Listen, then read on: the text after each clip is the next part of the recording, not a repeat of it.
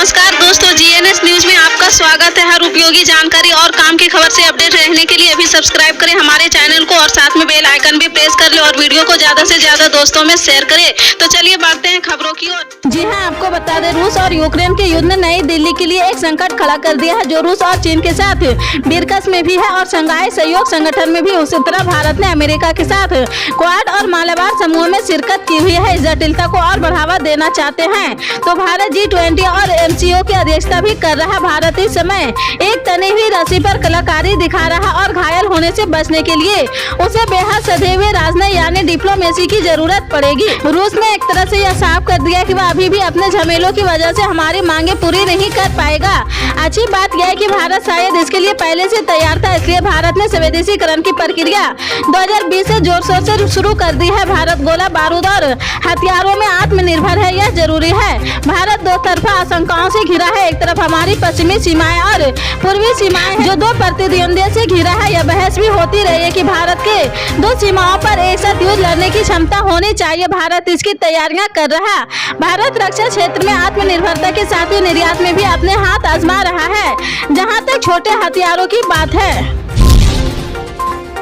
जी हां, आपको बता दें, सुप्रीम कोर्ट ने बुधवार को फिल्म द केरल स्टोरी से संबंधित याचिकाओं पर विचार करने से इनकार कर दिया है। कोर्ट ने याचिकाकर्ताओं से हाई कोर्ट जाने को कहा। चीफ जस्टिस ने कहा कि हर बात पर सीधे सुप्रीम कोर्ट से सुनवाई नहीं हो सकती है। याचिकाकर्ता संबंधित हाई कोर्ट में याचिका दाखिल कर सकते हैं। पत्रकार कुर्बान अली और जमियत उलेमाए हिंद ने याचिकाएं दाखिल की थी और फिल्म की रिलीज रोकने की मांग की थी।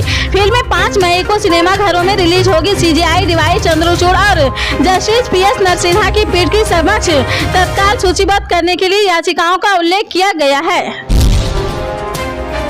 जी हां, आपको बता दें, पहलवानों के धरने का आज 11वां दिन है। ओलंपिक में देश को पदक दिला चुके साक्षी मलिक, बजरंग पुनिया और commonwealth games gold medallist Vinesh Phogat समेत तमाम पहलवान दिल्ली के जंतर मंतर पर धरना दे रहे हैं। बुधवार को भारत ओलंपिक संघ की अध्यक्ष PT उषा ने भी धरना स्थल पर जाकर पहलवानों से मुलाकात की है। इस मुलाकात के बाद अब बजरंग पुनिया का बयान सामने आया है। पहलवानों की PT उषा से करीब 1 घंटे तक मुलाकात चली है। इसके बाद वह जंतर मंतर से निकल गई है। पुनिया ने कहा कि PT उषा हमारे साथ खड़ी है और वह हमें न्याय दिलाएंगी।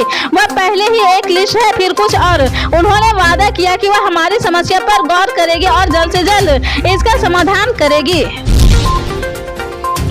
जी हां, आपको बता दें, 4 मई गुरुवार से गोवा में शुरू होने वाले शंघाई सहयोग संगठन की विदेश मंत्री स्तर की 2 दिवसीय बैठक की मेजबानी भारत करेगा। यह बैठक ऐसे समय में आयोजित हो रही है जब यूक्रेन युद्ध को लेकर रूस और पश्चिमी देशों में तनातनी और चीन के विस्तारवादी रवैये को लेकर भी चिंताएं व्यक्त की जा रही। इस बैठक की अध्यक्षता विदेश मंत्री S जयशंकर करेंगे, जिसमें चीन के विदेश मंत्री छिन कांग, रूसी विदेश मंत्री सरगोई लावरोव, पाकिस्तान के विदेश मंत्री बिलावल भुट्टो जरदारी आदि शामिल रहेंगे। माना जा रहा है कि बैठक में अफगानिस्तान की संपूर्ण हालत पर भी चर्चा हो सकती है, जिसमें उन चिंताओं पर भी विचार किया जा सकता है जिसमें कहा जा रहा है कि तालिबान के शासन में यह देश आतंकवाद का पोषण स्थल बन सकता है। इसके साथ ही तेजी से उभरती सुरक्षा स्थिति पर भी चर्चा हो सकती है। हालांकि बैठक के दौरान इस बात पर खास नजर रहेगी कि SCO सम्मेलन से इतर जयशंकर और बिलावल के बीच कोई द्विपक्षीय बैठक होती है या नहीं। जी हां, आपको बता दें, कतर में 8 महीने पहले इंडियन नेवी के 8 पूर्व अधिकारियों को जासूसी करने के आरोप में गिरफ्तार किया था। यह गिरफ्तारी पिछले साल सितंबर में हुई थी। मीडिया रिपोर्ट्स के मुताबिक इस सिलसिले में बुधवार को सुनवाई हो गई है। वहीं यह दावा किया जा रहा है कि उन्हें जासूसी करने के जुर्म में फांसी की सजा मिल सकती है। ये सभी ऑफिसर इंडियन नेवी में अलग अलग पोस्ट पर काम कर चुके हैं। उनके ऊपर इजराइल के लिए जासूसी करने का आरोप है। इन 8 आरोपियों की पहचान भारतीय खुफिया एजेंसी रॉ के लिए काम करने वालों के रूप में की गई है। ये 8 आरोपियों को कतर में जासूसी करते हुए पकड़ा गया है। कतर की जांच एजेंसी के अनुसार कतर इटली से एडवांस सबमरीन खरीदने वाला इस प्रोग्राम से जुड़ी सीक्रेट जानकारियां इंडियन नेवी के ऑफिसरों ने इजराइल को दी है। इसी मामले में एक निजी सिक्योरिटी कंपनी के मुख्य कार्यकारी अधिकारी और कतर के अंतर्राष्ट्रीय सैन्य अभियानों के प्रमुख को भी गिरफ्तार किया गया है। जी हां, आपको बता दें, देश भर में मौसम ने करवट ले ली है। कई राज्यों में पिछले 2-3 दिनों से आंधी और तूफान के साथ बारिश का दौर जारी है। दिल्ली NCR में बुधवार को लगातार चौथे दिन बारिश हुई है। वहीं मौसम विभाग ने कई राज्यों में अगले कुछ दिनों के लिए तेज आंधी के साथ बारिश की चेतावनी जारी की है। मौसम विभाग के मुताबिक मध्य प्रदेश, राजस्थान, उत्तर प्रदेश, बिहार, झारखंड, ओडिशा, बंगाल, दिल्ली और जम्मू कश्मीर में बुधवार को बारिश के आसार है। इसके साथ ही IMD ने बताया कि बंगाल, दिल्ली सहित कुछ राज्यों में अगले 2 दिनों तक बारिश हो सकती है। इसके साथ ही बंगाल की खाड़ी में एक बार फिर भारी निम्न दबाव बन रहा है, जिसकी वजह से चक्रवात बन सकता है। जी हां, आपको बता दें, गोवा के मुख्यमंत्री प्रमोद सावंत ने विवादित बयान देते हुए कहा कि उत्तर प्रदेश और बिहार के 90% मजदूर गोवा में अपराधों को अंजाम देते हैं। उनकी टिप्पणी पर बवाल मच गया है। बिहार के उप मुख्यमंत्री तेजस्वी यादव ने पलटवार करते हुए पूछा कि बीजेपी और बीजेपी नेताओं को बिहार और बिहारियों से नफरत क्यों है। दरअसल 1 मई मजदूर दिवस के दिन पणजी में प्रमोद सावंत ने दावा किया था कि बाहर के मजदूर गोवा में गुनाह करते हैं और फरार हो जाते हैं। अगर हम अनुपात निकाले तो जो भी गुनाह होते हैं उसमें से 90% गुनाहगार बाहर के होते हैं, यूपी बिहार के होते हैं। इसलिए पहचान पत्र जरूरी है जिससे अपराधी को पकड़ा जा सके। गोवा सीएम के इस दावे पर तेजस्वी यादव सख्त प्रतिक्रिया दी। उन्होंने सोशल मीडिया प्लेटफॉर्म ट्विटर पर लिखा कि केंद्रीय मंत्री पीयूष गोयल जी के बाद अब गोवा के मुख्यमंत्री प्रमोद सावंत ने शर्मनाक बयान देकर बिहार और बिहारियों का घोर अपमान किया है। बीजेपी और बीजेपी के नेताओं को बिहार और बिहारियों से नफरत क्यों है। केंद्र की बीजेपी सरकार बिहार के सभी हकों, वाजिब मांगों व अधिकारों को लेकर सदा नकारात्मक और उदासीनता क्यों रहती है। जी हां, आपको बता दें, राजस्थान कांग्रेस में सीएम अशोक गहलोत और पूर्व डिप्टी सीएम सचिन पायलट खेमे के बीच गुटबाजी चल रही है। हालांकि राजनीतिक रस्साकसी के बीच भी सचिन पायलट सीएम गहलोत का जन्मदिन नहीं भूले हैं। पायलट ने बुधवार को ट्विटर के जरिए सीएम अशोक गहलोत को जन्मदिन की शुभकामनाएं दी है। राजस्थान के सीएम और कांग्रेस के वरिष्ठ नेता अशोक गहलोत बुधवार को 72 साल के हो गए हैं।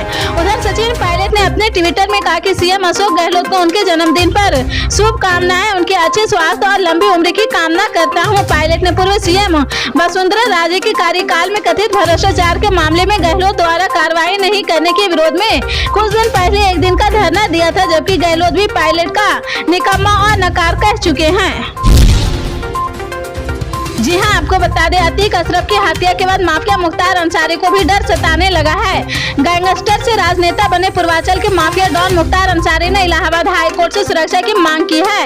मुख्तार अंसारी की पत्नी अफसा अंसारी ने याचिका दाखिल की थी। याचिका पर सुनवाई करते हुए हाई कोर्ट ने डीजी जेल को कई हिदायतें दी है। हाई कोर्ट ने कहा कि मुख्तार अंसारी को पर्याप्त सुरक्षा मुहैया कराया जाए, बांदा जेल से तारीख पर पेशी और जेल बदले जाने के दौरान भी लोगों को दूर रखा जाए। पत्रकारों को भी मुख्तार अंसारी से करीब दूर रखा जाए। अफसा अंसारी ने सुप्रीम कोर्ट में भी याचिका दाखिल। सुप्रीम कोर्ट ने हाई कोर्ट का रुख करने को कहा है। जी हां, आपको बता दें, बिहार के ज्यादातर जिलों में वैसे तो बारिश के बाद मौसम खुशनुमा हो गया है, लेकिन कोरोना का डर लोगों को सता रहा है। बिहार में शनिवार और रविवार के बीच 36,000 नए कोरोना टेस्ट किए गए हैं। इस दौरान राज्य में 136 नए कोरोना मामले सामने आए हैं। इसमें पटना में 53, पूर्णिया में 11, गया जिले से 28 नए कोरोना मामले दर्ज किए गए हैं। बिहार में एक्टिव केस की बात की जाए तो फिलहाल राज्य में एक्टिव केस की संख्या 799 है। इसमें राजधानी पटना में 396 एक्टिव केस मामले सामने आए हैं। वहीं गया में 54, भागलपुर में 45, पूर्णिया में 49 और खगड़िया में 54 कोरोना के एक्टिव केस की संख्या मिली है। बिहार में कोरोना संक्रमण की वजह से 28 लोगों को अस्पताल में भर्ती कराया गया है।